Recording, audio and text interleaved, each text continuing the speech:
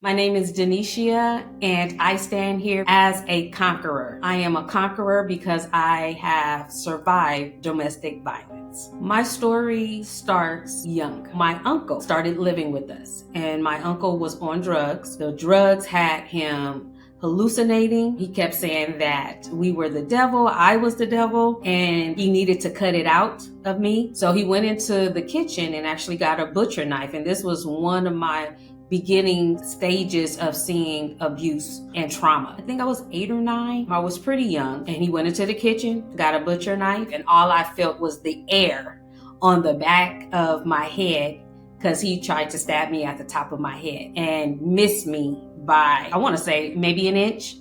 Finally got to my mother, and as a mother, she's like trying to be protective of her cubs, and she began to fight him to get him away from us. Neighbors heard it, called the police, so we were literally saved by the bell. With my mom, we kind of like lived together. It was just my mom, my sister, and myself for a long stretch, a period of time. And then she got married to my stepfather. He was a narcissist. He was a woman beater. He was a very mean and evil man. When my mom would leave the house, he would try to fight me, like physically fight me. I caught him standing over me one night. Once my mom got married, I didn't know for a long time that every time I would go visit my dad, that my mom and my stepfather would get into it because he didn't want me to go to my dad's house. It got to the point where I guess my dad got tired of fighting. So the time that I was supposed to go and visit him during the summer, I get a phone call and he says, I'm tired of fighting your stepfather. And if you want to be a part of my life,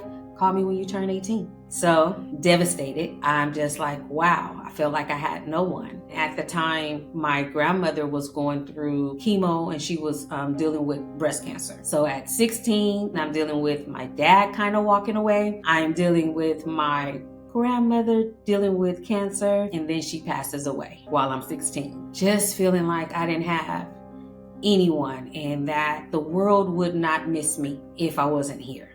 What ended up happening is my wisdom teeth, I had to get my wisdom teeth pulled. And one tooth kind of infected the other tooth. And so I ended up having to get all 4 at one time. So, they give you all of this medicine. I just remember working at the federal government, sitting at my desk, and was just like, no one to miss me. I turned off my computer, cleaned up my desk, went into the bathroom, took the medicine, the whole bottle of pills, which was over 22,000 milligrams, if I'm not mistaken. And my idea was go home and just lay down and not wake up. So took the medicine on my way home. I'm on the bus. As I'm sitting there, my stomach just got so queasy. And I was just like, oh my God, I feel like I'm about to throw up. And I threw up from the time from getting on the bus until I got into my doorstep. Didn't have anything else to come up, so I was dry heaving. Luckily, my stepfather was there and was asking me finally asked me if I was okay. And I told him, I said, no, I'm not okay. And I told him what happened.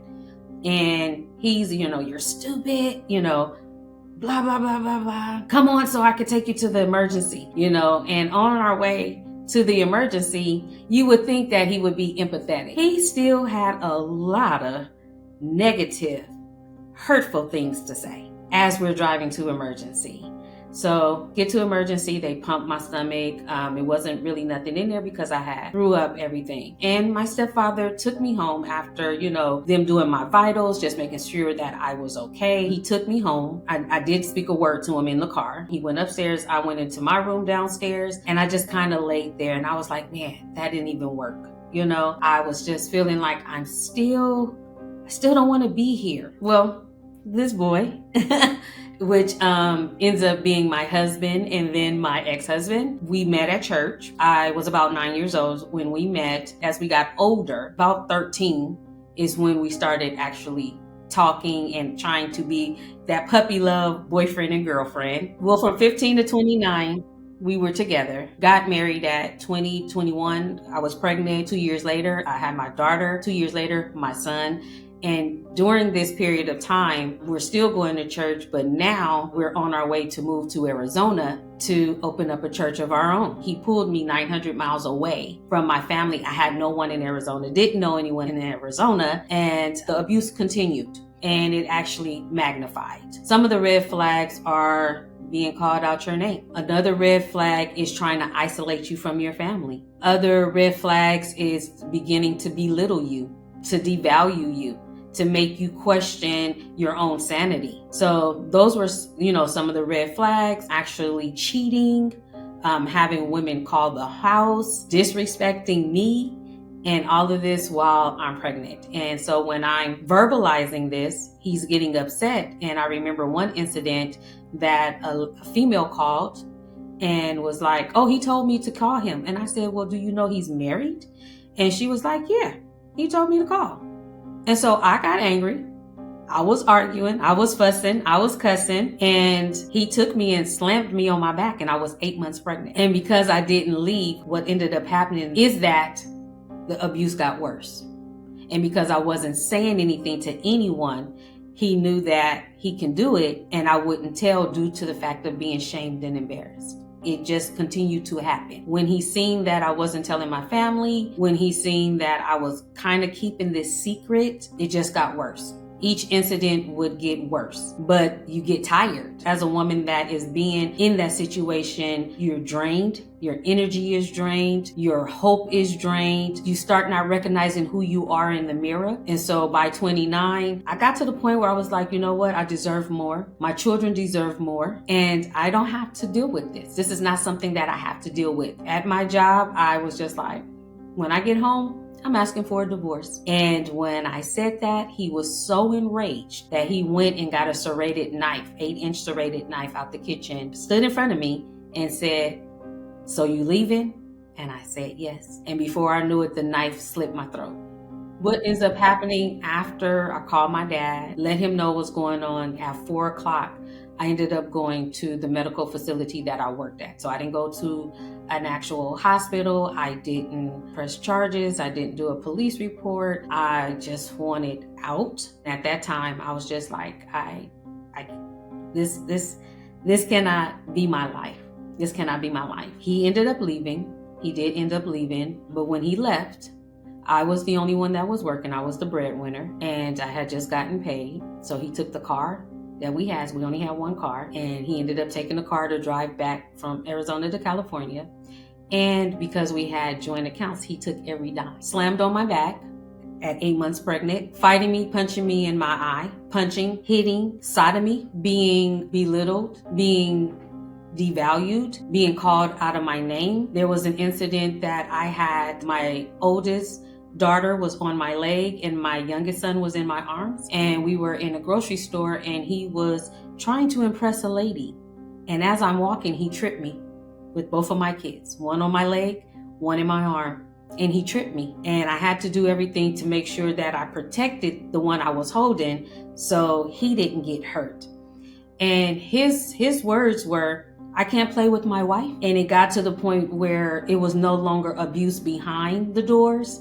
It became public. So he was comfortable to disrespect me, not only behind closed doors, but it became public, where the looks, the stares. If you're talking, I'm talking to my friends, I'm talking to my family, and he's butting in talking for me. I could talk for myself. I don't need for you to talk for me. But he wanted to navigate and control the situation. He wanted to control the narrative.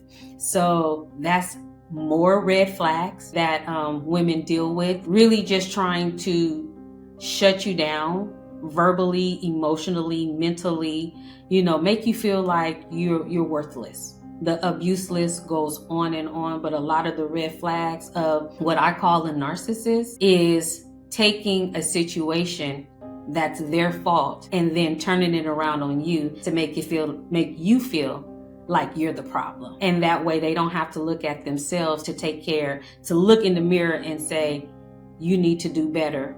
You're the problem. They turn it around to make you feel and you question who you are. At this present time, I am 53. I left my ex-husband, or we got, separated, and then I got a divorce. I ended up opening up a daycare. I had a daycare for 10 years because I love kids. Went back to school for early childhood development. because I wanted to actually open up a center, daycare center, and in between that, things changed. I became a preschool teacher for 7 years, then went back to Cal State East Bay and got my BA in human development so I can understand and look at the lens through other cultures and other races, which brings me here today. At 2018, I opened up my nonprofit. At 50 years old, which was in 2020, I wrote my book. I have been walking in supporting domestic violence women and their children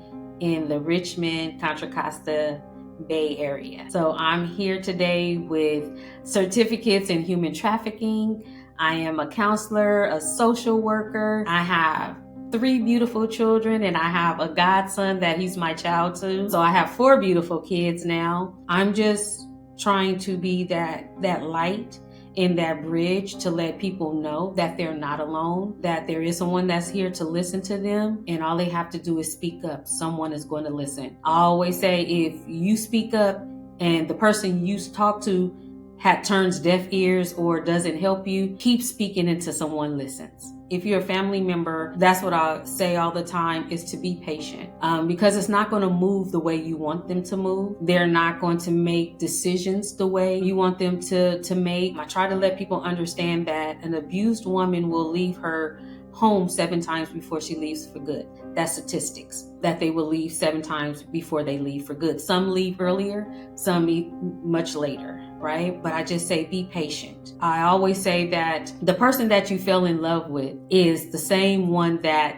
abused woman keeps trying to get back to, because that's the one that won her heart, but he's no longer that person. And a woman has to begin to decompress all of that, begin to realize the man that I fell in love with is not the same person, and begin to make plans to exit, especially if it's getting worse. So I always say, make sure that you have an exit plan. Let someone that you know, that you trust, what's going on, so they can be also a part of your exit plan or your safety plan. Don't ignore the red flags. Even if the red sign looks pink, do not. It can cost you your life in the end.